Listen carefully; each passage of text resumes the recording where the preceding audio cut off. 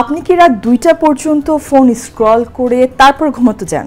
তাহলে আপনি জানেন না এই ছোট্ট অভ্যাসটা কিভাবে নীরবে শেষ করে দিচ্ছে আপনার চোখ, ঘুম, মস্তিষ্ক, এমনকি ভবিষ্যৎও।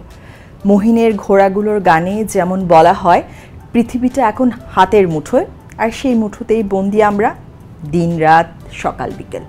আমরা টিকে আছি একটাই যন্ত্রে, স্মার্টফোনে। ঘুম থেকে উঠে প্রথমে যাকে দেখি সে ফোন, ঘুমোতে যাওয়ার আগে সে একই ফোন। কিন্তু এই আধুনিক অভ্যাসটা কেমন নীরবে আমাদের শরীর আর মন দুটোই গিলে খাচ্ছে, তা জানেন কি? রাত জেগে ফোন মানে শুধু ঘুম হারানো না, এটা একটা বিজ্ঞান ভিত্তিক ক্ষয়। নীল আলো আমাদের ঘুমের হরমোন মেলাটোনিনকে ব্লক করে ফেলে, ফলে ঘুম আসে না, মাথা ধরে, শরীর ক্লান্ত, চোখে শুষ্কতা, জ্বালা, ব্যথা, এমনকি দৃষ্টিশক্তি হারানোর সম্ভাবনাও থাকে।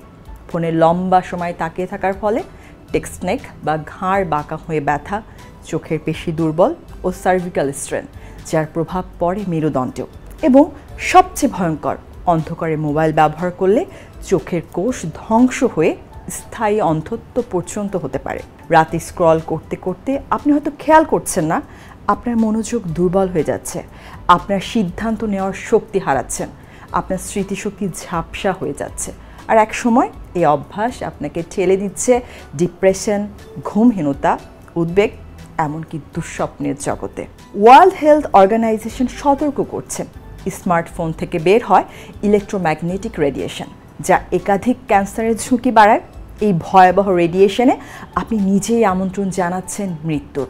বিশেষজ্ঞরা বলছেন অন্ধকার স্মার্টফোনের আলো অন্ধত্ব পর্যন্ত ডেকে আনতে পারে। কিন্তু অনেকের মনেই প্রশ্ন, স্মার্টফোনের আলো কিভাবে আমাদের শরীরের ক্ষতি করে? প্রতি রাতে মানুষের 7 থেকে 8 ঘন্টার পর্যাপ্ত ঘুমের প্রয়োজন।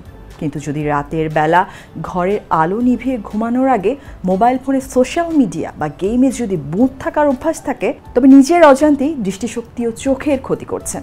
ইলেকট্রনিক গ্যাজেট থেকে নীল আলো শরীরে মেলাটোনিন হরমোন উৎপাদনে বিরূপ প্রভাব ফেলে। এটি ঘুম চক্রকে প্রভাবিত করতে পারে।